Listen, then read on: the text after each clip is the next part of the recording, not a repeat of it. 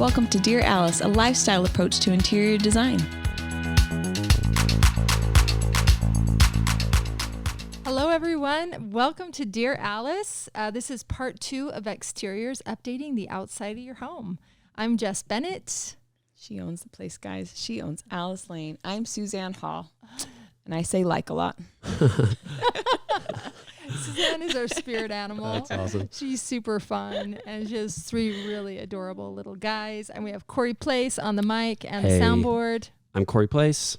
It's me. Yep. I work at Alice the Lane. dude. Yeah. Yeah, Corey Place over special projects. Yes. I do anything that's just, whatever needs to get done at Alice Lane, I do it. Such as the podcast. Such as the podcast. Yes. That's why we're here. Awesome. Welcome, guys. And Jess is the Thank queen you. of transitional design. So Thanks, Sue. she pioneered this movement in Utah. So high five, Jess. High five. Slap hands. Boom. Yeah. Awesome. Okay. Thanks for joining us today, guys. We got through the first part of all the listener questions on how to update the exteriors of your home in the year 2022. And so right now we are at the point of stucco. People want to know if they can paint stucco. I think we kind of briefly touched on this. I think it depends on your climate. I honestly would talk to the experts on this one. You can, but I imagine that if you live in a place like Utah where we have 4 seasons that are quite extreme, it's going to need to be repainted probably in the next 5 to 7 years, imagine. It's not a 25-year finish. No, it's not. It's just, it's topical. It's foundation. You know? So it's gonna corrode and it's gonna show wear, and so just do it and then sell your house within 3 to 5 years, and you'll be fine. But you can't. I think there are products where you can skim coat it if you want to smooth out your stucco and you want to actually get a different color to that. That's probably what I would do if you were planning on staying here for a while. Love it. Yep. Let's talk about siding and Hardie board. We saw this movement sort of pop up in the early 2010s, I would say. Yep. So people want to know how to create interest. I feel like by that question, they must mean, are you going to run the Hardie board all the same direction? Or are you going to do the eaves vertical and the body horizontal, and then switch it for the garage, and then pop it back for the front door? Jess, you answer. I want to hear your answer to this question. Yeah, I'm waiting. I feel like there's some real tricky Hardie board directional stuff going on. And I do think keeping it all the same direction right now, just like that more monolithic design, is beautiful. Yeah. I do too. I think when you start to get tricky, I think it's trying too hard. Yeah, I agree. Yeah. We don't need to play Tetris with our Hardie board. Yeah, totally. And there's let's talk about the different styles of Hardie board. So there's one that looks like shingles, right? And then there's vertical slats that sit on top of Hardie board, like in sheets, right? Yep. And then usually you'll hide the seam with another vertical board that runs over the top of it. And then there's the horizontal boards, right? Yep. So you can do vertical, horizontal, and shakes. Yep. And sometimes they'll mix it, like they'll put the shakes up in the eaves, and you know what I mean? Yeah. It's kind of a lot. So I think it's a lot. Yeah, I would say stick to one thing. I think so too. Yeah, stick to one thing, stick to one direction. Yeah. And then Hardie board can be painted. I don't know how often it needs to be repainted. I don't know the exact day, but I know time frame, but it does last longer than painting brick or painting, or stucco or something like that. Yeah. So probably like a 20-year finish or something. Yep. You can choose it a new adheres color. better. Yeah. Whatever's trending at the You time. betcha. Yeah. I see a lot of white right now in the name everywhere. of farmhouse here in the Utah area surrounding where I live. I think it's honestly everywhere. If national everywhere. brands like Target and all these people are clouding that style, then for sure, y'all got the itch yes. to paint everything white. And we're here to tell you to simmer down. Yes, people love a portion of Hardie and they love a painted brick house. Yeah, so they'll kind of play around with those in Utah right now. Yep. If you were going to do... Kind of makes me want to do the opposite thing right now. Yes, yeah. Like if you were going to use Hardie on your house, what do you pair it with, or do you only do Hardie? That's a good question. I think you can still get stone in the foundation. Say foundation stone. I have a thing where my stone runs underneath the dirt about 2 feet. Yeah, that's awesome. And then there's a L iron underneath that holds that so that, it stays. And I remember the architect drawing it in and saying this would be a really good feature because then you really believe that the home has a stone foundation and you don't see concrete coming up as a foundation. and then you see the rock applied surface. like 2 12, feet yeah. up or Yep. something. So I think that's a really beautiful look, stone foundation. And you could do Hardie on top in some sections. Maybe you'd even do stucco to smooth out certain moments where it doesn't, because there's so many lines right now, especially because there's people doing Hardie board on the, what's it called again? Shiplap. Yeah. They'll do shiplap on the inside of the house, especially if they have Hardie board everywhere outside. They're like, I got to get more lines. More farmhouse. I got to get more lines everywhere. So just a whole lot of rhythm happening Super dizzy. right now. Yeah. So I think the eye just kind of wants to rest on that. And also I think you won't tire as quickly of your style of home, or it won't be such a time stamp. Yes. Yep. So I have real cedar shakes on mine that are in the form of shakes. And I have a stone foundation, like I said. And then in some of my, the back of my home, I have stucco that's the same color as my shakes. And I have like real cedar up in the eaves and whatnot. So it's a cost savings trick for just the west facing side of my house where it's so hot. And those shingles just didn't stand a chance for long. So Smart. anyway, so that's working at my place. But trying to get the stucco color to match my cedar shakes took me 12 tries, like I said, on the first version of this. So be patient with yourself, do a lot of sampling, and make sure that the paint color, whatever you're doing for your Hardie, for your stucco, all those things, like that it actually works in your environment and it looks like what you want it to look like. For sure. Yeah. Okay, so this is another question. Can you replace Hardie board for a brick exterior? And we were saying you would just apply it. You would take the Hardie off, and then you would brick your home, but you wouldn't put the brick on top of Hardie. No. Yeah. No, I think, Corey, you made a good point at the last episode that you like the more things that you're like piling on top of each other, just the more vulnerable it gets to the elements, and it starts to just like rot in between when water seeps in. So, exactly. So just tear it off, wash your foundation off, and put a new one on. Put your mask on. This question is Hardie board versus brick. What's the cost difference? I'm going to for sure say Hardie board is a lot less expensive than masonry. Yeah, you're going to cover way more square footage with each sheet that you put up. It's going to go on a lot faster. If you think about brick, you've got to butter it. You got to stick it on. You got to butter the next one, stick it on. It's a really long process. Yep. And also you're creating like a home that's going to just hopefully stand forever, right? The 3 pigs, guys. Mm-hmm. Yep. How do you guys feel about just like the face brick?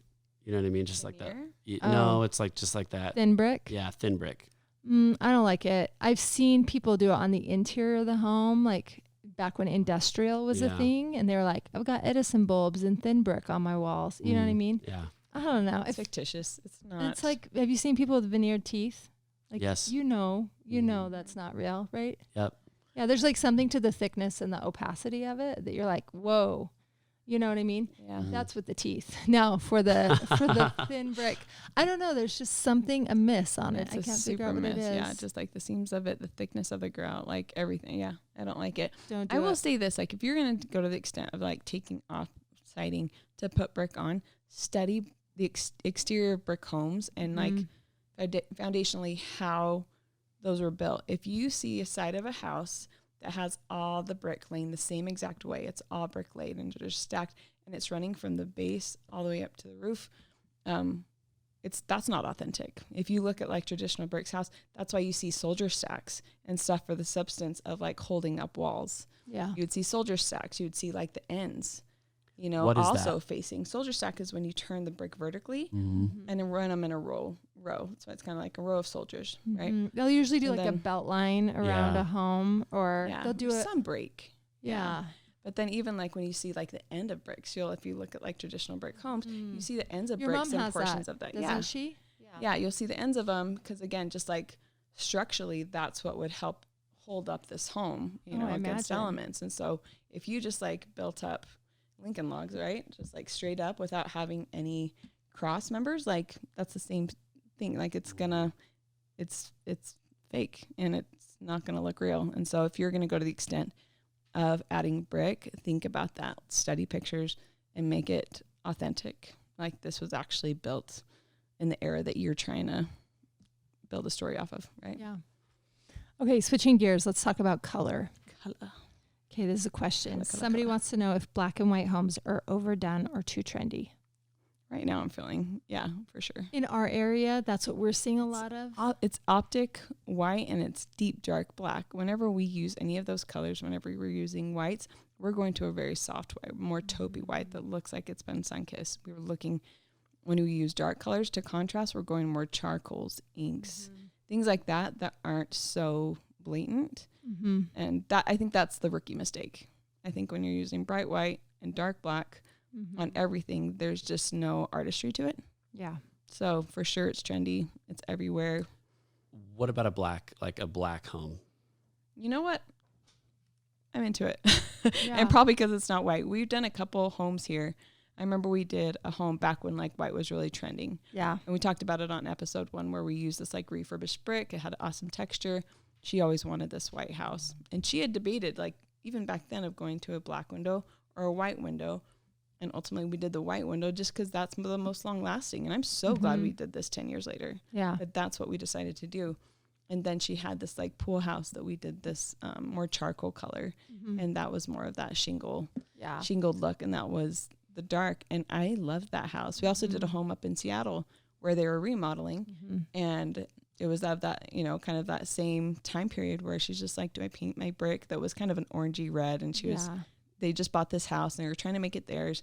And she's like, do I paint it white or what? And we proposed in the end, we did Photoshop renderings. We did all these things to try and see like what she would lean toward. But we ended up doing it like this beautiful, dark, charcoaly black. And it's so beautiful. And it was so unexpected. Pretty. And the fun thing about like Seattle or any of these homes is when you envision your landscaping. I feel like the landscaping is key. And when you envision green on top of any of these colors, even the white home, that's when it starts to get interesting. Even like the black home, the green, that Seattle green against that black home was so beautiful. And again, it wasn't like a strict dark jet black. It was warmer and it looked like it had been there for a long time and it was beautiful. That's awesome. I agree. We have a black house that just went up at the top of our street and the landscaping is new, but you can just tell like the greens are so green, I feel like this summer, and you kind of get that effect. But with Seattle, you have all these lush big trees and it just feels so historical. Yeah. It's lovely. It stands out, like you said, and everything just pops. Yeah, and I think they did like brick pavers. So like that historic treatment, like surrounding the house. It's a very true, authentic story. Yeah. And it's a story. It's a storybook. I feel like she sold that home and got so many offers. Oh my gosh, yeah. Like, and this again, this was a while ago when she sold the home and bought another home. And anyway, yeah, I think it's a good move and I think it's refreshing. And I think anything done in good taste is going to be long lasting. Yeah, agreed. You know, people always ask that, like, how do I make sure that this isn't going to be, you know, trendy or tiresome and classic? And and if it's done in good taste, like in your personal style, like other people are going to react to it and they're going to want it. They're going to bite. Yeah. So don't feel like you have to lean into the trend because that will, anyway, we're all sick of it. I'm so bored of the White House, guys. Okay, this one's kind of hard to answer. The question is, how many colors should I aim for on an all stucco house? Boy, well, how many materials are you? Well, I think there's like the roof, right? The stucco itself. And then I would think that you maybe have, I guess you don't have masonry, you'd have the color of the windows or maybe even the color, I do have colored front door maybe. Or so try for 3. Yeah. Or we love odd numbers. Yeah. What about like if you do ephes, like a casing around the window? Would you do call it out? Yeah. I don't know. I think I just keep it the same. Keep it blend some. Yeah.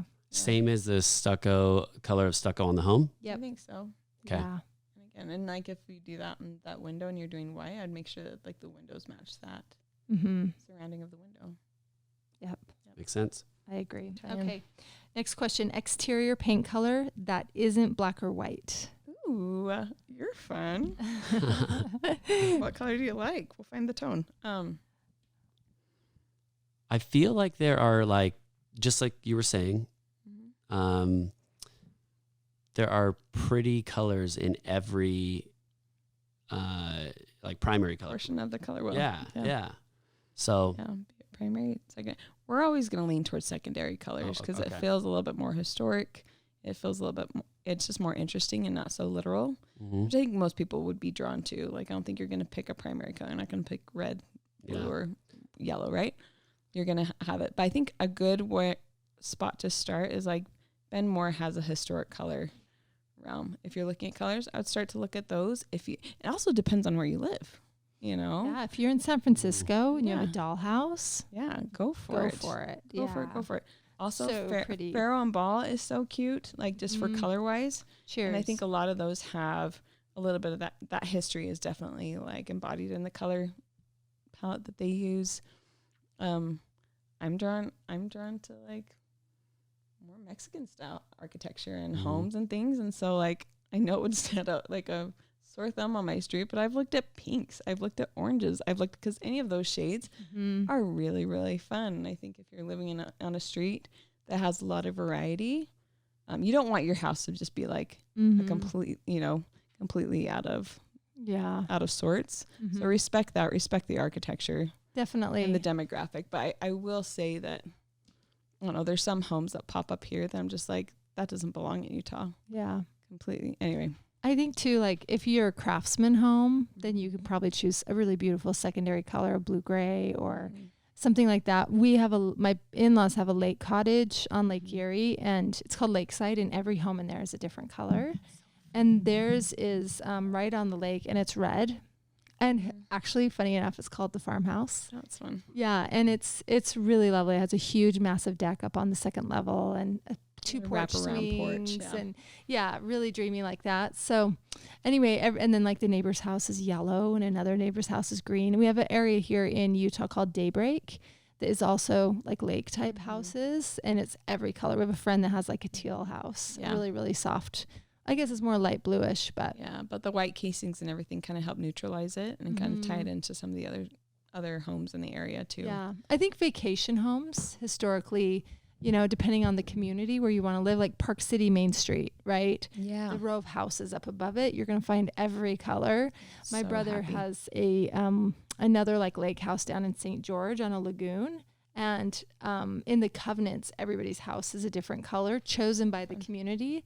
So he didn't get to choose his, but it's like a green color. Cute. It's cute. And that's how you can tell them apart. And they rent the houses as well. So like, oh, we're in the greenhouse this week.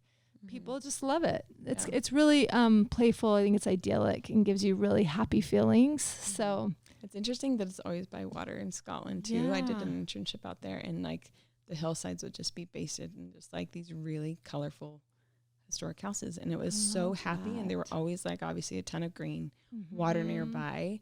And there's something about that.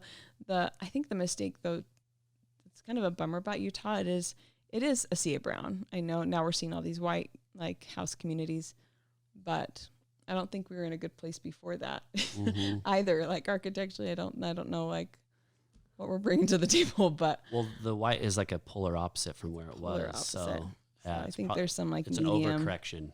Yep. Yeah. 100%. So. I think Sue, your very best answer so far is like, look at Pharaoh and Ball paint deck. For sure. They're like historical colors.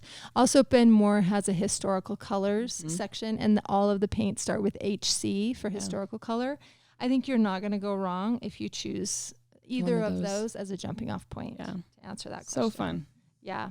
Let's talk about landscaping. Cool. People want to know about fencing. Yeah. What are your thoughts on fencing? I know it kind of depends on the neighborhood and the covenants and what you're allowed to do. And guys, does this stress anybody else? Because you share fences with neighbors. Oh, man. So when they throw up fences, all of a sudden you have just like, there's a white vinyl and then there's that metal fence over here. And like, anyway, I don't know. This is something that like we're looking into. Quilt. We're looking into like trying to figure out what we want around our property and like how we want to landscape it and all that. And I'm like heightened to it. Like I'm quick into all these fences that I'm seeing everywhere, and new homes that are like obviously getting new fences aren't doing a good job picking them. They're just like all these like just like all these like weird embossed rocks that I know aren't rock and they're fake, and they're poor colors. I just hate eyeballs. I'd rather see just like a smooth stucco with like columns and breaks like every so often. I think they do that on the freeway too. They emboss rocks in concrete and then they paint it colors. Ooh. And they'll also emboss in like the city, like Lehigh City. Yeah. You know, on the overpass. Hate it. Yep. If you want a rock fence, build a rock fence. Yeah. Louise, or keep it if it's just going to be another material. Too much work, Sue. I know. They're going to just fake you out with the embossed rock concrete fence. Anyway, Wait, I'm just why don't having we tell them? Let's tell them what kind of fence you would ideally put up in your yard if you could afford everything. I could afford everything. What's the very That's best a- choice? that is I a like good the question. black. I like the wrought iron where you can see the Yeah, yard. I do too. I That's what one half of our neighbor's doing, and I think that that's Mhm. what we're pricing out to do on the other half, So and pretty. trying to and then uniform like things. visually, like you can you have the transparency of seeing the yard, but otherwise all you're seeing is just like vinyl lines everywhere that are In different solid. shades of. Sometimes they're almond, sometimes they're white. Yeah. You just never know. That one girl painted them gray. Yeah. I don't know. So yeah, I think though, like if everybody just had like, you know, black iron fences where you can see all their yards through it, you'd have the transparency, but then you'd also have the line of saying, this is my yard, I need to take care And of it's it. beautiful to landscape in front of it. Yeah. That's kind of our plan, is like if our neighbor, then he Mhm. has like he breeds Highland cows, which is so fun to see those. Like I don't Mhm. want to block that. He has like all these chickens and turkeys and stuff. So fun for my kids. Mhm. But and you get that transparency, but it's kind of this like black, you know, like real iron grid one with Mhm. these posts kind of just like every so often. And it's really Beautiful. pretty. And so I that's love what a big we're post. but it's So fun to pretty. grow things in front of those too. Yeah. Because they kind of act like this trellis for grapevines or whatever you're So trying to like pretty. build out. So that's what we're pricing at right now, Nice. is to just continue that around the Mm. property. So I love that. anyway, so be real in your materials. I think is just like you know, if you want rock, I would price it out, you know, or if you Mhm. can't afford rock, then I would just say keep it plain and just have, I don't know, they have like some pretty stately like posts that like kind of divide solid, Yeah. you know, with a nice cap that ties back into. I like that better.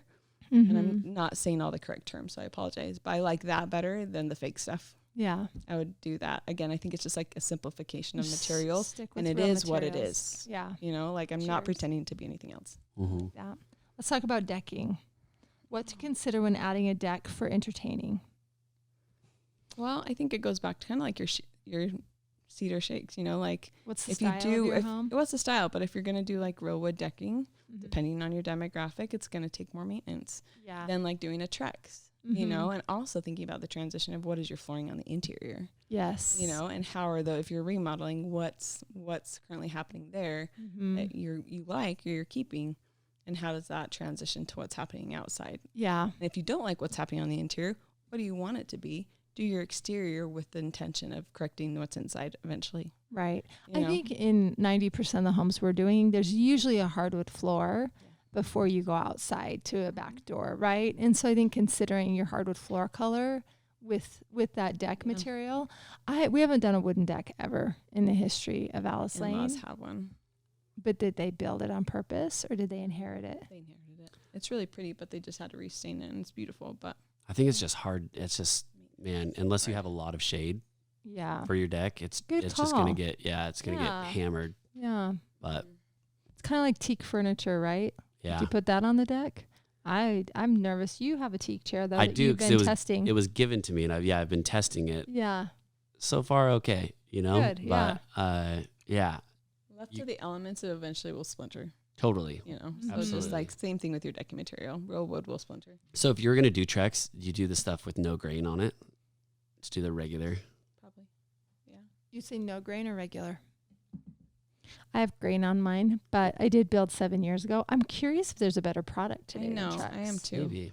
Yeah, Do tell if any of y'all know of a better product. Write in. Yeah. Let's talk about that. definitely. Okay. Let's move on to lighting. Suggestions on attractive outdoor lighting. What looks best? I think where people miss is scale Yes. on their sconces. Agreed. And I think it's unfortunate because like Home Depot and Lowe's, like I think have the Always. market, and I Yeah. think they're just usually too small. Too small.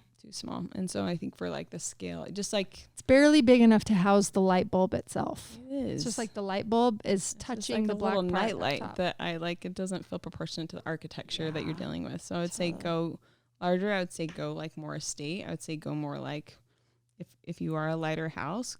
Well, in any case, just make it feel authentic, make it feel like forged iron, you know, actually happening on your home. And like it's really fun. Like Bevolo? Anyway, Below lanterns. yes, I know. Mhm. I hear people say it both ways. Copper. Anyway, you know the company. It's this beautiful gas lanterns, and they have electric too, but the gas lantern is what like everybody just swoons over. And so they have them obviously in like hanging lanterns that can sit over your front porch. They have them in sconces. They have them in post lights. And I think that that's really pretty if you're like a more Frenchy, east southern coast looking, house. So I love that. I think if you I think it's just so beautiful. Agreed. Yep. I love that. Let's talk about the entry doors. How do you feel about black/glass iron doors that are popular? Ideas for privacy with those. I feel like we don't like the black glass curly door. You know what I mean? Like the ornate looking ones, or the ones that are like gridded out that are like. Let's just pretend like they're talking about the gridded out ones, because those are the ones that are popular today. Yes. I would say 20 years ago it was the curly one. The iron one. Yeah. Yeah. This is like the black metal door. Yeah. That's like the style and rail of it are like very thin, and then it just has like It's like the grid. factory glass. Yes. The Yep. iron, you bet. Ideas for privacy, they say. I feel like in an entryway, depending on the layout of your home, sometimes an entryway is just like a hall unto itself, and nobody really lives there. But like you are, look who's saying like now. I know. Like totally. Let's say the back of the house is where everybody's living. That's how they are at my house. Yeah. So if somebody knocks on the door or rings the doorbell, then usually you come down a hallway to get to the entryway. So you can just create a beautiful scene, a pretty welcoming area. So I don't know. But if it does, the glass door does reveal your family room and say your kitchen, your open area, then I do think privacy might be a thing. I think so too. I like at your house, you have a solid door that's beautiful. And I think it was always painted like more kind of an inky color. But then Jess did these really beautiful side lights, but she did it more in an art glass, kind of like a more modern transitional stained glass treatment where you do have privacy and stuff. It still allows light to come in, but you have the privacy of a solid door. And you also have some privacy that's not just like a straight flat piece of glass. I think in any case, if you're going to do glass in those side lights, we like to have some movement. It's not like a storefront. I don't think you need to have clear glass unless you're a contemporary home and you're all glass, right? Yeah, definitely. So, it's obscuring but it a I'll little obscure it. But I think be interesting about it. I really do. Jess, we should put your house. I love your side lights, and we did that also on the Linden Art Manor that we just shot. So pretty. And I think that's a really beautiful treatment and more interesting and artistic. So, yeah. Love that. Because I can spot a glacier glass or a seeded glass from a mile away. So don't be ordinary either if you're gonna do it. Yeah. Yeah. Good answer. Favorite front door colors. Everybody has to answer this question. Oh man. Whoever has their favorite has to say it first. I just painted mine. I've been in my house for almost a year and a half or something like that. And they were just the factory like fiberglass, and finally painted them and got hardware on. And I'm like blanking on, it's a bronze color. Pretty. It's Benjamin Moore. I do know that. What color hardware did you do? It's brass. Mm-hmm. I think the color is called dark bronze. I could be wrong though. Mm-hmm. But I love that color. Nice. Yeah. That's one thing I look at the exterior of our home and I'm like, yes. Nailed it. Yeah. And I just focus on that and not the other cedar keys that are there. I'd be like an ambiguous green or a coral. Yeah, you corally would. orange. And like my lipstick has orange in it. Everything that I love has like pinky oranges in it. So I'd be either that or I'd be a green or just like something that makes me happy. Yeah. So like I love all the Palm Spring doors. Give me the Parker Hotel color doors. I love those so much. So pretty. One tip you gave me, and I think it was great. We have in my house, there's a walkout above. And so like from my master bedroom, and that door is directly above my front door. And you said you would paint the color of that door, just kind of the color of your home, the one above, just to kind of like let it go away. Yeah. And really focus on the main door. And I think that's great advice. Yeah. Then it was like, my front door now is more of a statement than if I would have done them both the same exact color. Yeah. You kind of want to call that out for wayfinding, for people to know where your front door is, right? They might be like, oh, shoot, how am I going to get up there, right? A side door and a garage door and all these things. Like, which door do I enter? I get my ladder. I'll be back. Yeah, for sure. I'm super boring. I would do navy blue 100% of the time. I'm a little peacocky. Jess is a class act. I love a dark front door, but I do, when I go to Palm Springs, I do just like get my fire lit by all of the fun. I just want to feel like I'm on vacation yellow, all the time. orange, pink, red. best. There's a door tour that you can go on Yeah. and see all the different colors of the front door. And it just makes you so darn happy that you want to buy a house there and live there in the winter. Just kiss people on their cheeks and eat great food and buy things. Oh, Yes. love it. Yeah. Okay, let's So get you be to you. you be Figure you out. Go on vacation. Figure it out. Love it. Garage doors, how to make them beautiful. I always love garage doors with windows. Mm-hmm. Like when we're selecting for new homes, like have some light, again, just to make the garage a happier place so it's not so dark. Yeah. I like it just depending on the house. Sometimes it's better if it just kind of bleeds into the body of the house so I don't call attention to it because they're two giant rectangles typically, right? For a 4-car garage. Totally. And so a lot of times like we'll just keep it white or whatever, like the casing colors that we're doing just to keep it classic. I love pretty windows and simple grids. Yeah. I'm going to say this. This is coming from the very Corey. Cedar Key guy. Yes. No. It's coming from like the very 50 logical Shades of mind Cedar of Creek. me. Yeah. I would say I invested in a insulated door, garage door. Yeah. Keep your plants in there. You're rich. Not at all. But honestly, it is night and day from a garage door I had in the past that was just like, that thin sheet metal and there's no insulation to it whatsoever. Gotcha. Yeah. I would say do that. It's obviously keeps your garage at a either cooler or warmer depending upon it's what better for what your season. garage band, Yeah, exactly. right? I mean, I Totally. do actually. I've rehearsed in there a couple of times. I got the cops called on us twice, which is Nice. I have a neighbor that doesn't like it, but it is what it is. Yes, I'm a believer in it now. They are more expensive. Mine was about a third more expensive, but so worth it. And the sound too, because my kitchen is off of my garage and it's like the main road into my neighborhood. When I have the garage doors open, so like no insulation, it's like the cars are driving through my house. You know what I mean? When they're down, I'm a believer. Go. So Yeah. You heard it here. On my garage doors, I love a carriage door. I just Yeah. always have. And so there's a company here in Utah that will take a standard door and then build on top of it. Cool. And so my garage doors face the street the same as my front door does. So I had to invest. It's like 50% of the face of my house.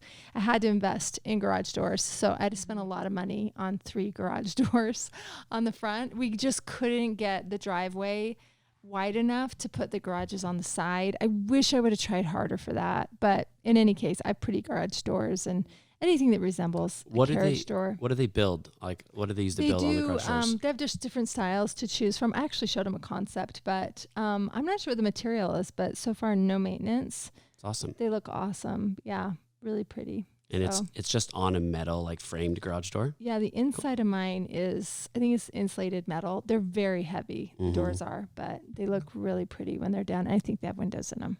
Cool. Yeah. So I don't know. I always just think find a carriage door that you love and look after that. Look at pricing, see if it's in the budget. That's always beautiful. Okay, let me wrap this up because we are nearing time.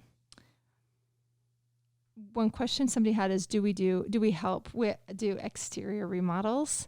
In our firm, we would do like the whole remodel, but very much so. I'd say right now, because of the way that the market is, where I talked about earlier in part 1, we've just had this huge increase in prices here in Utah, and there's not enough inventory. So people are buying homes and we're remodeling the whole home. In order to buy land right now, land prices are like the price of a house right now. Yeah. And then you need to build on top of it. Contractors you can't get. Lead times on things are really far out. So if you want to make you and your family comfortable right away so that your kids can get school and started and not have to get in a rental, you're going to remodel, which is, we kind of go through ebbs and flows. Yeah. Like in 2008, when we started, we were almost all remodels. People are like, whoa, the economy. I think we'll stay where we're at and fix up the home we're in. That's where we're at again in 2022. So we've been open 14 years, so we just saw this cycle pick up again. So we do a lot of really beautiful remodels, and it's really fun to see these old homes, great potential, and then the before and afters people go crazy over. So follow Alice Lane Interior Design. Yes. If you want to see some of those, you'll see a lot of the For a before and good afters. time. Yeah, for sure. Yep. let's see. One last point I want to make in updating homes, your gutters. I think you can always do something really beautiful. We love copper, and that is going to give like a brick home. Yep. I think you could do it with also a Hardie home. It's going to give it just like the most beautiful jewelry in all the land, even if you just do it on the face of the house. I think that's It's like the artist's last line work, guys. Like it just like so defines pretty. the architecture so beautifully. So Definitely. Yeah. And you can like tie it together with like copper chimney caps or something like that. So those last little details really help stick the landing. what are those like the darling little rain gutters that like look like little flowers and tulips or something that like it like trails off? So If pretty. you're a charmer, Yeah. you need one of those. Those are my favorite. I of love those. that I'll too. find out the name. I love that. So good. Thanks for listening to Exteriors Part 2, how to update the outside of your home. If you guys have any questions, please feel free to send those to Dear Alice at alicelanehome.com, and we'll catch you next time.